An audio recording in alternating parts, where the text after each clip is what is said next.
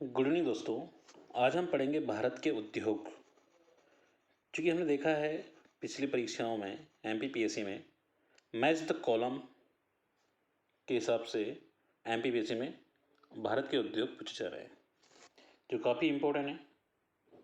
आपको बड़ी ही बारीकी से अध्ययन करने की ज़रूरत नहीं है, ओनली आप कहाँ स्थापित किए गए हैं उद्योग ये जानना ज़रूरी है। ठीक है।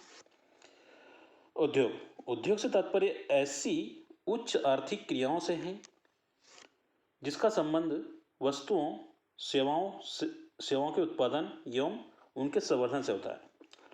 सामान्य शब्दों में जब एक समान वस्तुओं के उत्पादन में अनेक फर्म लगी होती है, ये कहना चाह रहा है कि समान शब्दों में जब एक समान वस्तुओं के उत्पादन में अनेक फर्म लगी होती है तो यह सब फर्म मिलकर एक उद्योग कहलाती है।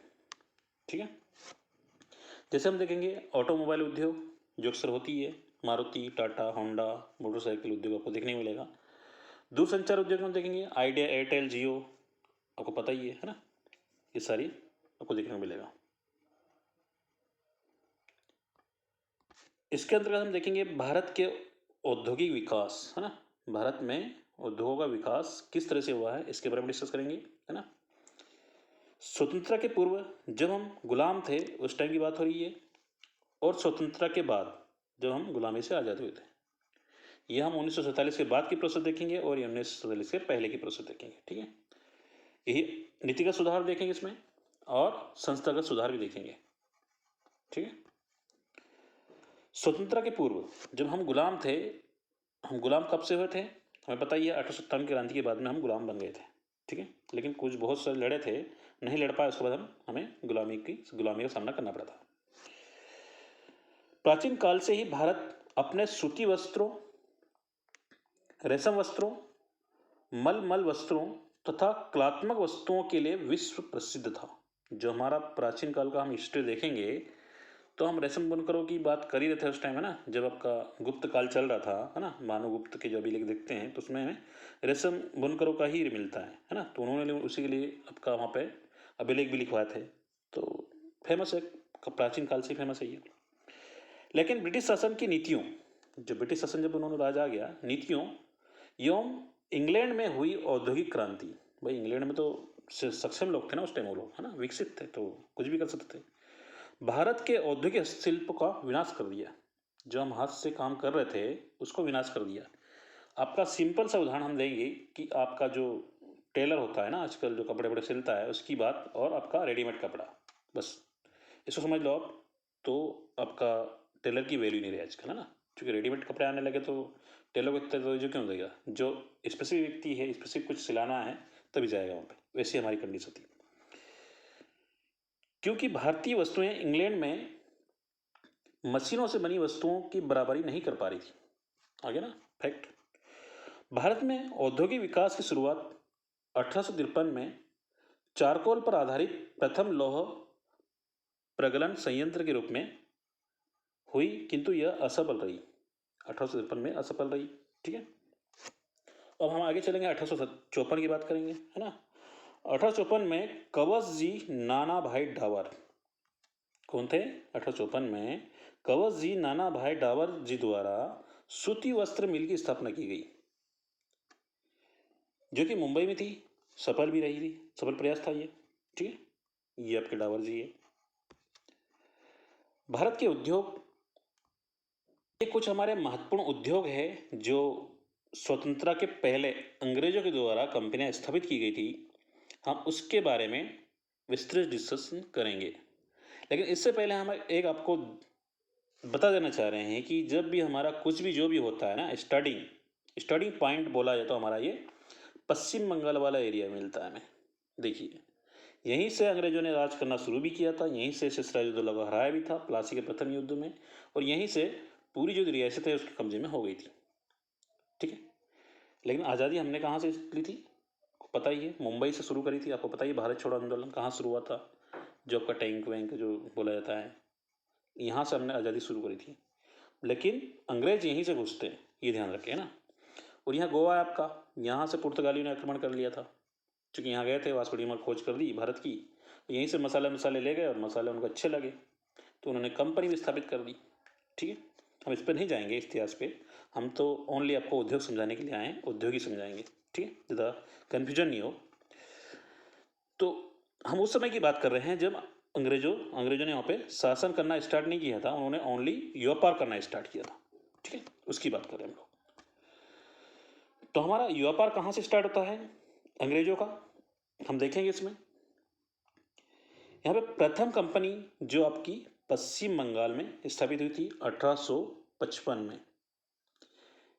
ये क्वेश्चन आ सकता है कि अंग्रेजों ने कंपनी जो स्थापित करी थी भारत में, वो प्रथम कौन सी थी, वो तो दूसरी होगी, बट इन्होंने जूट मिल के लिए रिसरा पश्चिम बंगाल में स्थापित किया था 1855 में डलहौजी के कार्यकाल में, ठीक है। डलहौजी ने काफ़ी कुछ अच्छे अच्छे भी काम करवाए थे, लेकिन कुछ लड़ा के भी गया था, फूट डालो शासन करो की नीति अपना के गया था और सबको लड़वा दिया था बीच में, ठीक है, और तो चला गया, लेकिन ठीक है जो भी है। तो हम देखेंगे यहाँ पे 1855 में प्रथम जूट मिल स्थापित की गई थी, किसके द्वारा, अंग्रेजों के द्वारा। जब जिसका जो राज चल रहा है वही तो स्थापित करेंगे यहाँ पे, है ना।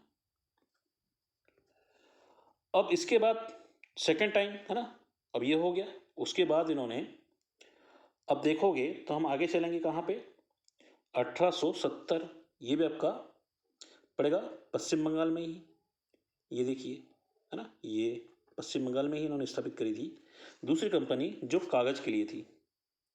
कागज़ वागज कम पड़ गया उनको, तो इन्होंने कंपनी स्थापित कर दी, लो हम कंपनी खोल दे रहे हैं।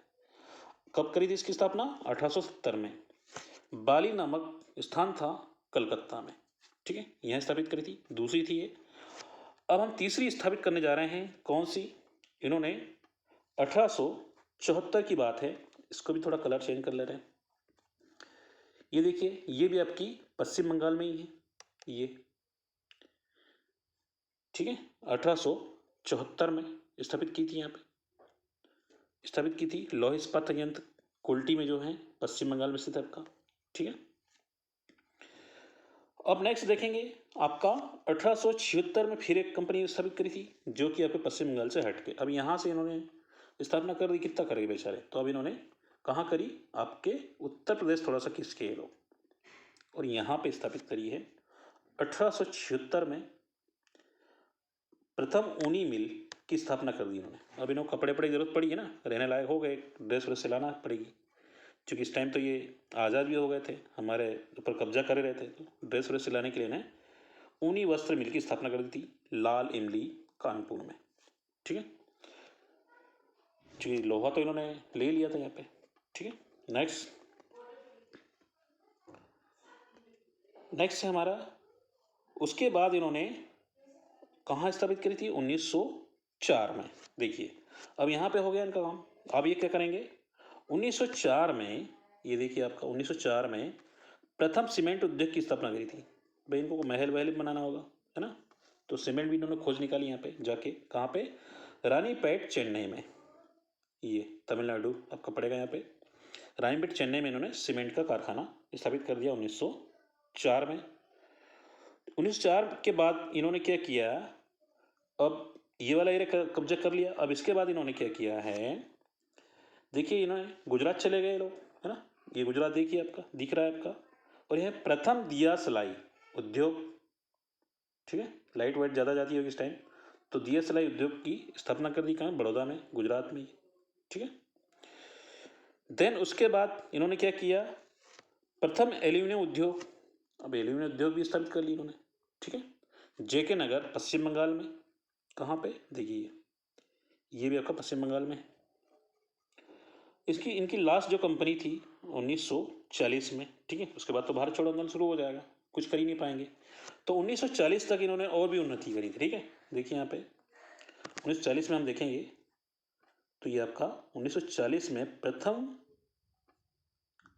कारखाना बेंगलोर हाल में वायुयान कारखाना खोला गया था इनका, ये हवाई जहाज बनाने लगे थे, ठीक है।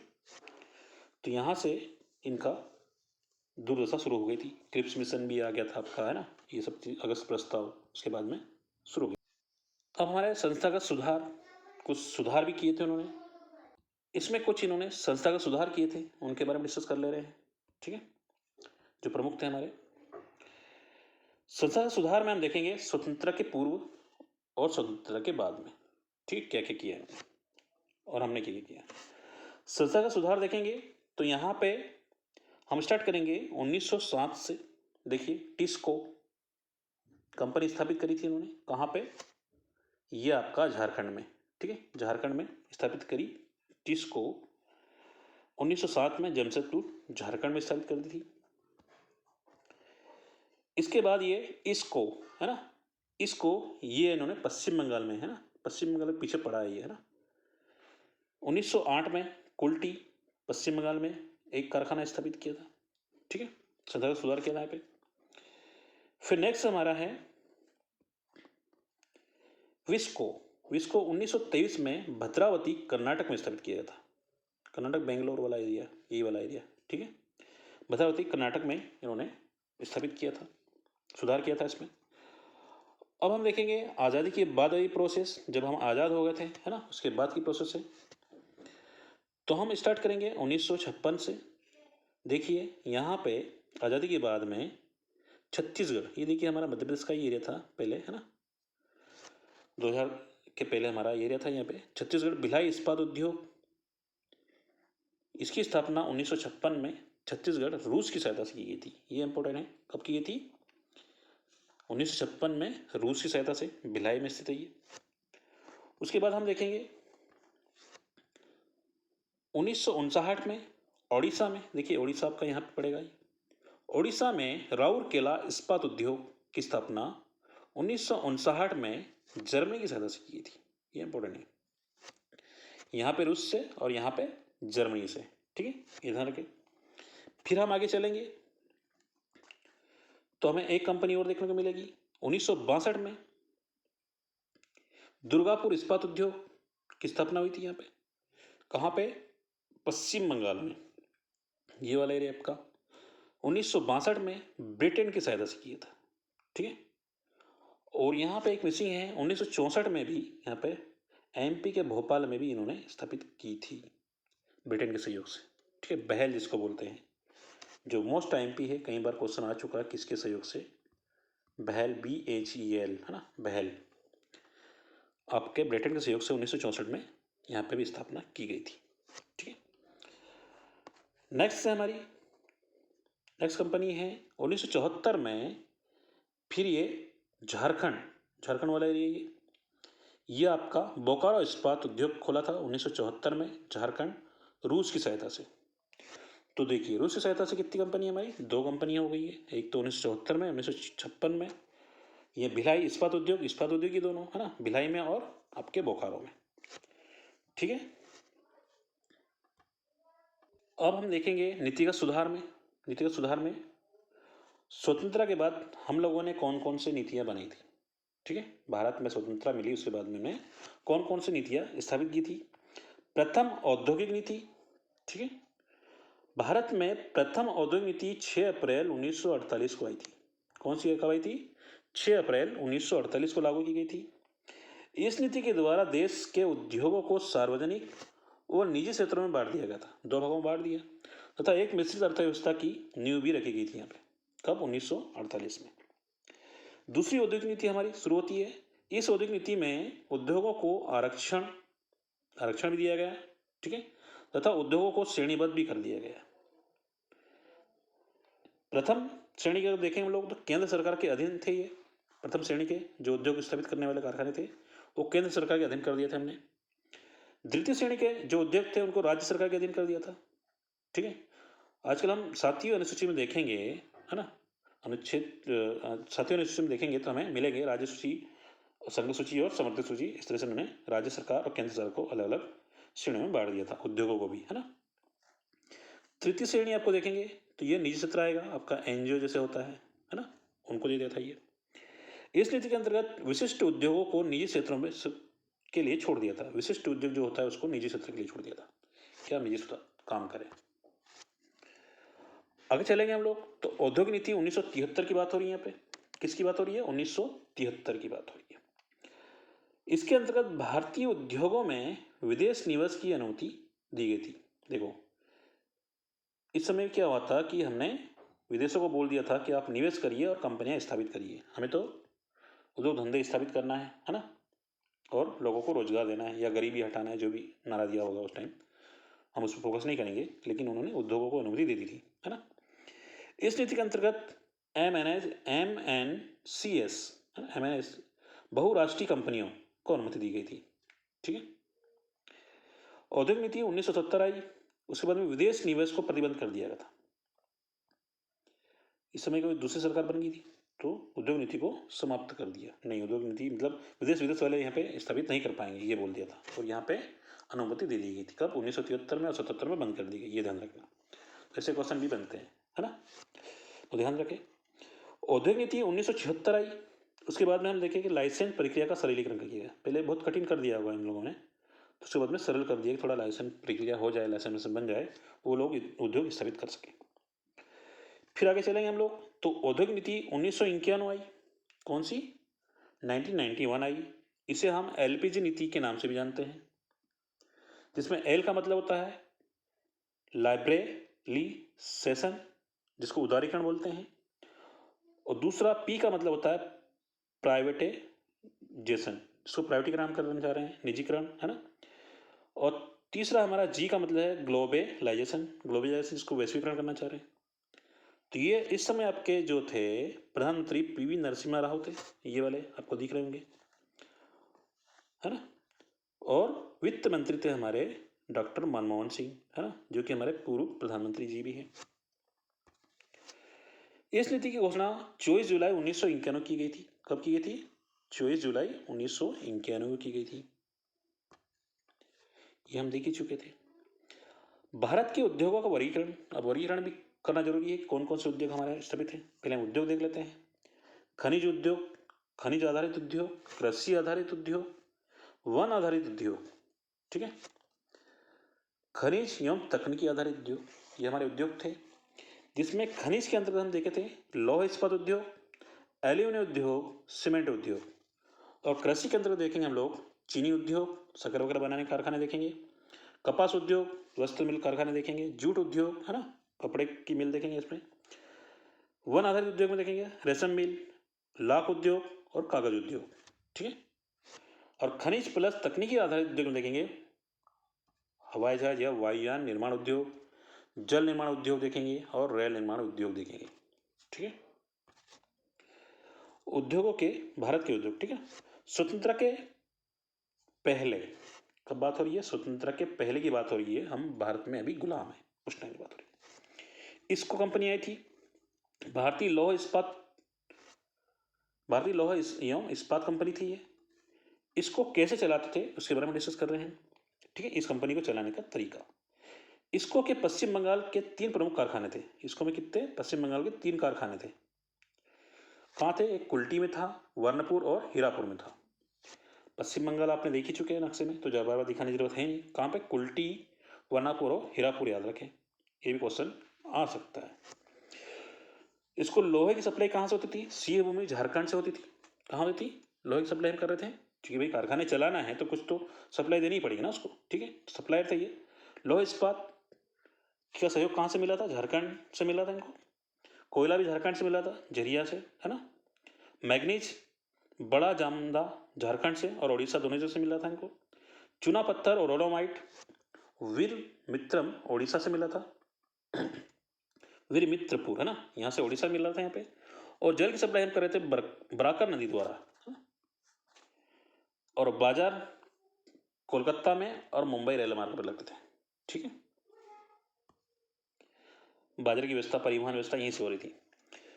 अब स्वतंत्रता के पहले और भी है हमारे TISCO, Tata iron and steel company, ये स्टील कंपनी है जो कि जमशेदपुर में स्थित है, झारखंड में। यह आदर्श स्थिति में स्थापित लौह इस्पात उद्योग है, इसको आदर्श उद्योग भी बोला गया है, ठीक है। तो इसका लोहे की सप्लाई कहाँ से होती है? गुरु महिसाणी और बादाम पहाड़ी से, ओडिशा से होती थी, ठीक है। कोयला होता था झारिया, झारखंड से। चूना पत्थर और डोलोमाइट सप्लाई होता था वीर मित्रपुर, ओडिशा से। मैग्नीज सप्लाई होता था सिंह भूमि, ओडिशा से।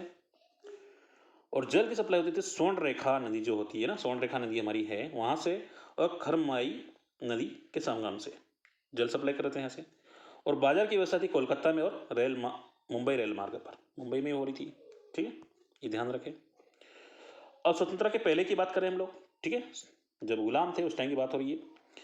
विशाखापट्टनम लौह इस्पात उद्योग हम देख ही चुके कब स्थापना हुई थी, इसको विजय बोलते हैं। यह भारत का पहला तटवर्ती लौह इस्पात उद्योग था। कौन सा था?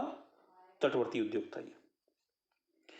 इसकी लोहे की सप्लाई बेलाडीला छत्तीसगढ़, ये क्वेश्चन आ चुका है। बेलाडीला कहाँ से थे, ये आपका मैच द कॉलम में देखा गया है, सो नोट कर ले, 2023 की एग्जाम में आ चुका है। बेलाडीला लोहे इस्पात के लिए फेमस है, ये छत्तीसगढ़ में स्थित है आपका। कोयला दामोदर नदी घाटी में से ऑस्ट्रेलिया के आयात से भी यहाँ पे सप्लाई होती थी। अगर कोयला कम पड़ जाता था, दामोदर नदी घाटी से ले रहे थे लेकिन वहाँ से कम पड़ जाता था, ऑस्ट्रेलिया से भी आयात करते थे। ठीक है, चूना पत्थर और डोलामाइट खम्मन क्षेत्र, ये तेलंगाना से सप्लाई होता था। ठीक है, कहाँ से? तेलंगाना से। परिवहन बाजार यहाँ पे लगते थे विशाखापट्टनम बंदरगाह में। लौह अयस्क निर्यात करने वाले बंदरगाह थे यहाँ पे ममारगांव, विशाखापट्टनम और पारादीप से। नेक्स्ट है हमारी स्वतंत्रता के पहले के इस्पात विस्को जिसको बोलते हैं हम लोग, Visvesvaraya iron and steel company थी ये। ठीक है, ये कर्नाटक में स्थित है। हम देखिए उसके लोकेशन कहाँ है मैप के द्वारा। लौह इस्पात कुंद्रेमुख एवं बाबा बुदनी गिरी से, गिरी की पहाड़ी देखा आपने, है ना? गिरी की पहाड़ी आपकी कहाँ मिलेगी? कुंद्रेमुख, है ना? गिरी की पहाड़ी कुंद्रेमुख तो आपका आंध्र प्रदेश साइड मिलेगा, है ना? ये राष्ट्रीय उद्यान भी आप कुंद्रेमुख मिलेगा आपको, है ना? कुंद्रेमुख, ये भी क्वेश्चन आ चुका है कुंद्रेमुख, है ना? तो ये भी देखना है आपको। गिरी की पहाड़ी आपको मिलेगी कहाँ पे? आपका इधर मिलेगी कहाँ पे? गुजरात की तरफ, है ना? तो चलो आपको तो याद रखना है लोहा इस्पात कहाँ सप्लाई होता था। चूना पत्थर और मैग्नीज चिकमंगलुरु से सप्लाई होता था, यहाँ पे पूर्ति होती थी। यहाँ पे विद्युत की आपूर्ति जोग जल विद्युत परियोजना से होती थी। ठीक है, जोग जल परियोजना से। और जल की प्राप्ति यहाँ से होती थी, कहाँ से? भद्रा नदी से जल मिलता था इन्हें। कोयले का अभाव होता था, जब कोयला नहीं मिल पाता था इन जगह से तो क्या करते थे? लौह अयस्क के प्रगलन के लिए विद्युत भट्टियों का प्रयोग किया जाता था। किससे प्रयोग किया जाता था? विद्युत की भट्टियां लगाई जाती थी और कोयले का निर्माण किया जाता, उनको सप्लाई कर दिया जाता। ठीक है, आगे देखें स्वतंत्रता के बाद। अब हमारी स्टार्ट होती कहानी स्वतंत्रता के बाद वाली। ठीक है, अभी हमने क्या देखा है? स्वतंत्रता के पहले जब हम गुलाम थे उस टाइम क्या क्या होता था उसकी चर्चा की। अब स्वतंत्रता के बाद भी हमें करना पड़े मेंटेन उसको। ठीक है, इसमें पहला कारखाना में आएगा राउरकेला इस्पात उद्योग, जो कि 1959 में हमने स्थापित किया था ओडिशा में। ठीक है, जर्मनी की सहायता से किया था। किस सहायता से? जर्मनी की सहायता से, याद रखें। इसमें लोहा इस्पात हम सप्लाई कर रहे थे, सहयोग दे रहे थे लोहे का क्योंझर सुंदरगढ़ उड़ीसा से। ठीक है, क्योंझर और सुंदरगढ़ उड़ीसा से। कोयला दे रहे थे यहाँ से झारिया झारखंड से। ठीक है, मैग्नीज क्योंझर से दे रहे थे। जल की प्राप्ति हम कोयना नदी शंख नदी से कर रहे थे और चूना पत्थर वीरमित्रपुरम से कर रहे थे। परिवहन बाजार इसके लग रहे थे कोलकाता और मुंबई रेल मार्ग पर भी लग रहे थे। ठीक है, फिर स्वतंत्र के बाद वाला प्रमुख लौह इस्पात देखते हैं हम लोग, भिलाई इस्पात उद्योग, जो कि छत्तीसगढ़ में है। 1956 में इसकी स्थापना की गई है रूस की सहायता से। किस सहायता से? रूस की सहायता से, ये ध्यान रखना। लौह इस्पात डल्ली राजहरा बेलाडीला, ये क्वेश्चन आ चुका है। बेलाडीला एमपीबीएससी में 2023 में बेलाडीला कहाँ स्थित है? मैच द कॉलम में आ चुका है। ठीक है, देख लो आप खोल के, पेपर मिल जाएगा आपको। छत्तीसगढ़ में स्थित है। यहाँ से हम क्या करते हैं? लोहे की सप्लाई कर रहे थे और कोयला दे रहे थे कोरबा छत्तीसगढ़ से। ठीक है, मैग्नीज दे रहे थे बालाघाट से, भंडार क्षेत्र है हमारा बालाघाट में मैग्नीज का, तो ठीक है ऐसे दे देते थे। चूना पत्थर डोलामाइट रायपुर छत्तीसगढ़ से दे देते हैं। ठीक है, कहाँ से? चूना पत्थर हम दे रहे थे डोलामाइट रायपुर छत्तीसगढ़ से। और विद्युत की प्राप्ति कहाँ से हो रही थी? कोरबा ताप विद्युत केंद्र से। कौन सा? कोरबा ताप विद्युत केंद्र, जो भी आपका छत्तीसगढ़ में लगेगा। क्योंकि छत्तीसगढ़ भिलाई से है ना, तो वहीं से देंगे। कहाँ से देंगे? पास में पड़ेगा, वहीं से देंगे ना। तो ये सारे आपके छत्तीसगढ़ के, इसको थोड़ा याद कर ले आप। और हम ओनली बालाघाट से मैग्नीज सप्लाई कर रहे थे। मैग्नीज आपका बालाघाट में छत्तीसगढ़ में नहीं पाया जाता है। स्वतंत्र के बाद वाली लौह इस्पात और देखते हैं, दुर्गापुर इस्पात उद्योग। दुर्गापुर इस्पात उद्योग पश्चिम बंगाल में पड़ेगा। ये आपका 1962 में इसकी स्थापना की गई थी ब्रिटेन की सहायता से। ये इंपॉर्टेंट है आपका, ब्रिटेन की सहायता से इसकी स्थापना की गई थी। ठीक है, दुर्गापुर इस्पात उद्योग, जो कि पश्चिम बंगाल में है। और हमारा भेल भी ब्रिटेन के सहयोग से ही स्थापित हुआ था 1964 में। याद रखें आप, ये कई बार क्वेश्चन आ चुका है और आने की संभावना है, इसलिए हम बार बार लिख रहे हैं भेल भोपाल। लौह इस्पात यहाँ से सप्लाई होता है सिंह भूमि झारखंड से, कोयला रानीगंज पश्चिम बंगाल से, चुना पत्थर डोलोमाइट ये वीर मित्रपुरम मूर से, और जल की प्राप्ति होती थी दामोदर नदी से। कहाँ से होती थी? दामोदर नदी से, जो कि दामोदर नदी आपकी कहाँ पे है? आपका जो छोटा नागपुर का पठार है वहाँ से निकली है, और दामोदर नदी को पहले बंगाल का सुख बोला जाता, लेकिन अभी वरदान बोलना जाने लगा। ठीक है, ये ध्यान रखें, छोड़ो उसको, बाद में प्रोसेस करेंगे उसके। स्वतंत्र के बाद वाले लौह इस्पात और देख ले रहे हैं हम लोग। बोकारो इस्पात उद्योग 1974 में झारखंड में स्थापित किया गया था। ये कहाँ पे? बोकारो इस्पात उद्योग 1974 में झारखंड में स्थापित किया गया था। किसकी सहायता से? रूस की सहायता से। ठीक है, ये ध्यान रखें। इसका लौह सप्लाई कहाँ से होता था? क्योंझर उड़ीसा से दिए रहे थे इसको, कोयला झरिया झारखंड से, चुना पत्थर डोलोमाइट वीरमित्रपुर से, और जल की प्राप्ति होती थी बोकारो नदी से। ठीक है, बोकारो नदी की पड़ेगी पश्चिम बंगाल के आसपास ही है ना। परिवहन बाजार लगता था कोलकाता और मुंबई रेल मार्ग पर। ठीक है, नेक्स्ट देखते हैं इसमें। स्वतंत्रता के बाद प्रमुख लौह इस्पात उद्योग। सेलम इस्पात उद्योग 1982 में तमिलनाडु में स्थापना की गई थी इसकी, सेलम की, सेलम। ठीक है, 1982 में तमिलनाडु में स्थापित किया गया था। यह इस्पात उद्योग स्टेनलेस स्टील के लिए उत्पादन करता है। क्या करता है? स्टील बनाता है, स्टेनलेस स्टील बर्तन बनते होंगे। यहाँ पे लोहे की जरूरत पड़ी थी तो क्या करा? सेवराय की पहाड़ियों से यहाँ पे दिया जाए लोहा का, है ना। और कोयला दिया जाता था न्यूवेली तमिलनाडु से। ठीक है, कोयला यहाँ से दिया जाता था। नेक्स्ट हमारा है स्वतंत्रता के बाद वाले लोह इस्पात और है हमारे सैलमी है, जो चर्चा कर चुके हैं हम लोग। विजयनगर इस्पात उद्योग देखते हैं हम लोग, अभी कर्नाटक में स्थित है आपकी। लोह इस्पात वेलेरी हाई स्पोर्ट क्षेत्र से मिलता था इसे। ठीक है, लोह का। और कोयला कान्हन घाटी मध्य प्रदेश से देते थे हम लोग। कहाँ पे? कानन घाटी मध्य प्रदेश से। कानन घाटी कहाँ पे स्थित है आपकी? ये सिंगरौली में पड़ेगी क्यों ना, सिंगरौली के आसपास वहीं से देते थे। शुद्ध जल विद्युत आपूर्ति की जाती थी ये तुंगभद्रा परियोजना से। ठीक है, तो ये क्वेश्चन आ सकता है विजयनगर इस्पात उद्योग, है ना। इसके लिए हम मध्य प्रदेश से कुछ सप्लाई कर रहे हैं, क्योंकि ऐसे क्वेश्चन अक्सर फंसते हैं। निजी क्षेत्र इस्पात उद्योग असर इस्पात लिमिटेड हजीरा गुजरात में स्थित है ये। इस्पात इंडस्ट्रीज लिमिटेड डालमी ये महाराष्ट्र में स्थित है। और जिंदल विजयनगर इस्पात लिमिटेड ये वेलारी हॉटस्पेट क्षेत्र कर्नाटक में स्थित है ये। और टिस्को जमशेदपुर झारखंड हम पहले ही देख चुके हैं। ठीक है, इस्पात उद्योग ये निजी है ना। ये देखिए आपका निजी क्षेत्र में स्थापित उद्योग कौन कौन से? असर इस्पात लिमिटेड, ठीक है, हजीरा इसको गुजरात में ही है आपका। इस्पात इंडस्ट्रीज लिमिटेड ये आपका डालमी महाराष्ट्र में है। जिंदल विजयनगर इस्पात उद्योग लिमिटेड ये आपका वेल्लारी हॉटस्पेट क्षेत्र कर्नाटक में है। और टिस्को आपका जमशेदपुर झारखंड में स्थित है। अब हम देखें खनिज आधारित उद्योग, कुछ खनिज जहां से मिलते थे उनको भी देख ले रहे हैं, कौन कौन से उद्योग थे हमारे। ठीक है, एल्यूमिनियम इस्पात उद्योग देखेंगे। एल्यूमिनियम एक रासायनिक तत्व है जो धातु के रूप में पाया जाता है। किस रूप में पाया जाता है? धातु के रूप में। तो एल्यूमिनियम के बॉक्साइट, क्रायोलाइट और कोरंडम इसके अयस्क हैं। हम जब खनिज वाला पार्ट पढ़ेंगे तो उसमें इसको भी डिस्कस करेंगे। ठीक है, इनकी अशुद्धियों को विद्युत अपघटन के द्वारा शुद्ध करके एल्यूमिनियम प्राप्त किया जाता है। क्योंकि ये अशुद्ध है ना, बॉक्साइट, क्रोलाइट और कोरंडम ये अशुद्ध है, तो उसको शुद्ध करके हम एल्यूमिनियम प्राप्त करते हैं। ठीक है, भारत में प्रथम एल्यूमिनियम उद्योग की स्थापना 1937 में जेके नगर पश्चिम बंगाल में की गई थी। कहाँ पे की गई थी? जेके नगर पश्चिम बंगाल में की गई थी। देखिए हम पश्चिम बंगाल का बार बार नाम ले रहे हैं आपको। पश्चिम बंगाल काफ़ी इंपॉर्टेंट है आपका सभी क्षेत्र के लिए, तो थोड़ा आपको ध्यान रखना। आपका उड़ीसा झारखंड ये तो क्षेत्र प्रसिद्ध है ही से।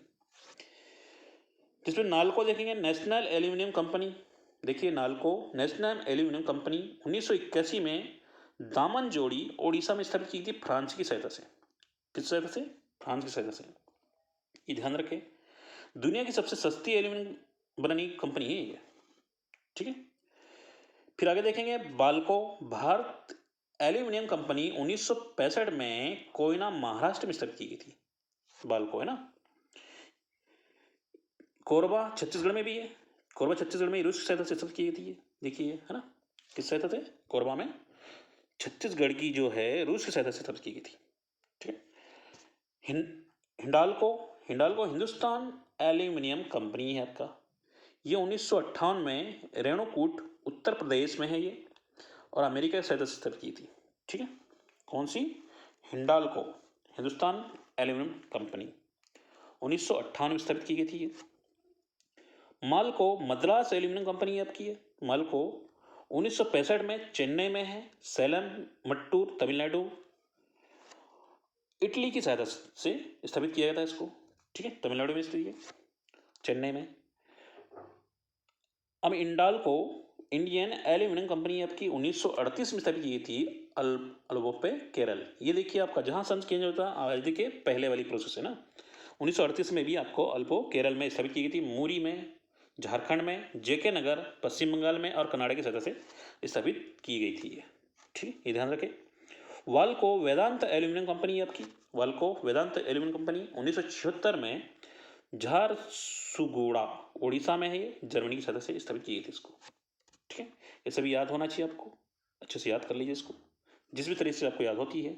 नाल्को, बाल्को, हिंडाल्को, माल्को, इंडाल्को या वाल्को, है ना, जो भी आपको सुटेबल लगे आप नाम रख के याद कर लीजिए इसको। नेक्स्ट हमारा सीमेंट उद्योग देखते हैं। खनिज आधारित उद्योग में हम लोग सीमेंट में कौन कौन से, हमने एल्यूमिनियम देख चुके, आप सीमेंट देखते हैं।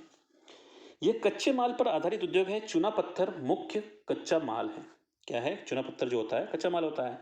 ये विंध्यन क्रम की चट्टानों में हमारे सीमेंट की फैक्ट्री लगाई जाती है, जो कि बानमोर में हमारी 1922 में प्रथम फैक्ट्री स्थापित की जा चुकी है। वहाँ की डिस्कस करेंगे इसको। कटनी तो आई है। कुल उत्पाद का क्षेत्र 66% चूना पत्थर उपयोग किया जाता है। कितना? 66% हम चूना पत्थर यूज करते हैं यहाँ पे। भारत में प्रथम सीमेंट मिल असफल रही थी। 1904 में रानीपेट चेन्नई में स्थापित की गई थी, लेकिन असफल रही थी। उसके बाद 1912-13 में Porbandar India cement company limited की स्थापना की गई थी यहाँ पे। ठीक है, 12-13 में। और 1915 में कटनी में स्थापित की गई थी। ये इंपॉर्टेंट है। 1915 में कब? कटनी में सीमेंट फैक्ट्री है। अभी तो आपको सतना में देखने को मिलेगी, है ना। बिड़ला बिड़ला कंपनी ने उन्होंने खोल लिया है ना, तो ये भी देखने को मिलेगा आपका। और आपका बानमोर में तो स्थापित है ही पहले, है ना। 1922 में बानमोर में स्थापित की गई थी। ये भी आपको नोट करने लायक है, हम कल पढ़ा चुके हैं इसको, तो थोड़ा रिवाइज हो जाएगा आपका। 1915 से 16 में लाखेरी बूंदी में क्लिक निक्सन कंपनी द्वारा सीमेंट का कारखाना स्थापित किया गया था। कब? 1915-16 में लाखेरी बूंदी में। सीमेंट के उत्पादन में प्रथम स्थान रखने वाला राज्य है राजस्थान। कौन सा है? सीमेंट का उद्योग देख लो तो आप कहां मिलेगा आपको? राजस्थान में। अब कृषि आधारित उद्योग देख लेते हैं हम लोग। कौन कौन से कृषि आधारित उद्योग है जो कृषि डिपेंडेंट है? कपास, सूती वस्त्र उद्योग देख लेते हैं। यह भारत का दूसरा सर्वाधिक रोजगार प्राप्त करने वाला क्षेत्र है। ठीक है, औद्योगिक उत्पादन में सूती वस्त्र उद्योग का योगदान 14% है। कितना परसेंट है? 14% है, 14% है। भारत की जीडीपी में सूती वस्त्र उद्योग का योगदान 4% है। ठीक है, जीडीपी उसकी 4%, लेकिन आपका वस्त्र उद्योग देखेंगे उत्पादन में आपका 14% है। ठीक है, ये ध्यान रखें। भारत में प्रथम सूती वस्त्र मिल की स्थापना 1818 में कब की गई थी? 1818 में पश्चिम बंगाल में ही की गई थी, है ना। फर्स्ट फोर्ट क्लस्टर असफल रही थी, स्थान पर की गई थी, है ना, फर्स्ट टाइम ये। भारत में प्रथम सफल सूती वस्त्र मिल 1954 में 1854 में हम देख चुके हैं। कब? क्योंकि यहाँ पे स्थापना की गई थी, लेकिन ये असफल रही थी, तो 1854 में फिर करी गई थी। कहाँ पे? मुंबई काउजी डावर जी द्वारा। ये आ गया, काउजी डावर जी द्वारा की गई थी 1854 में। ये ध्यान रखें, ये सफल रही थी 1854 में। डलहौजी जी का शासनकाल चल रहा था। उन्होंने मुंबई और थाने के बीच में रेलगाड़ी भी चलाई थी, पता है आपको। ठीक है, तो इस तरह से याद कर लेना आप लोग। 1853 में तो असफल रही थी, पता ही आपको। 1818 में असफल रही है। अब चलते हैं महाराष्ट्र। महाराष्ट्र में कुछ और काम हुआ है। महाराष्ट्र में सूती वस्त्र उद्योग की लगभग 122 कारखाने हैं। कितने? महाराष्ट्र में बहुत ज़्यादा कारखाने हैं। मुंबई का एरिया तो वही आ गया ना।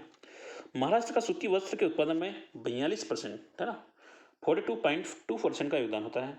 महाराष्ट्र में मुंबई सूती वस्त्र उद्योग का प्रमुख केंद्र है। ठीक है, इसलिए मुंबई को सूती वस्त्र की राजधानी कहा जाता है। ये नया पॉइंट आपके लिए, नोट कर ले इसको। सूती वस्त्र उद्योग की राजधानी किसे कहा जाता? तो आप बोलोगे कि मुंबई को। फिल्म सिटी की राजधानी भी वही है। भारत का कॉटनोपोलिस कहते हैं, कॉटनोपोलिस भी बोलते हैं मुंबई को, है ना, ये भी ध्यान रखें। नेक्स्ट है कपास सूती वस्त्र, है ना। अब हम देखते हैं गुजरात चले जाते हैं। महाराष्ट्र से गुजरात जाना है। गुजरात में सूती वस्त्र उद्योग की लगभग 120 कारखाने हैं। गुजरात में भी बहुत ज़्यादा कारखाने हैं। गुजरात का सूती वस्त्र उद्योग 26% योगदान दे रहा है। अहमदाबाद प्रथम अहमदाबाद प्रमुख सूती वस्त्र केंद्र है, इसलिए इसे भारत का मैनचेस्टर कहा जाता है। ये तो अभी अहमदाबाद तो आपका उसमें भी शामिल हो गया ना। ठीक है, ठीक है, देखेंगे वो। तमिलनाडु, नेक्स्ट हमारा तमिलनाडु। तमिलनाडु में धागा निर्माण की सर्वाधिक मिलें हैं। ठीक है, धागा मिले की निर्माण कहाँ पे है? तमिलनाडु में है। कोयम्बटूर है ना, कोयम्बटूर दक्षिण भारत में प्रमुख सूती वस्त्र की उद्योग के लिए माना जाता है, सूती वस्त्र उद्योग के लिए। ठीक है, इसलिए कोयम्बटूर को दक्षिण भारत का मैनचेस्टर कहा जाता है। दक्षिण भारत का मैनचेस्टर कौन सा है? कोयम्बटूर। उत्तर प्रदेश चलते हैं हम लोग। उत्तर प्रदेश भारत में सूती वस्त्र उद्योग का उत्पादन करता है, अतः कानपुर यहाँ का प्रमुख सूती वस्त्र केंद्र है। कहाँ पे? कानपुर। देखिए चुके हम लोग, इसलिए कानपुर को उत्तर भारत का मैनचेस्टर कहा जाता है। उत्तर भारत का मैनचेस्टर भी बोला जाता है किसको? कानपुर को। आगे चलते हैं। कपास का सर्वाधिक उत्पादन चीन के बाद भारत में होता है, जो कि मध्य प्रदेश के निमाड़ क्षेत्र में होता है सबसे ज्यादा। फिर भी भारत चीन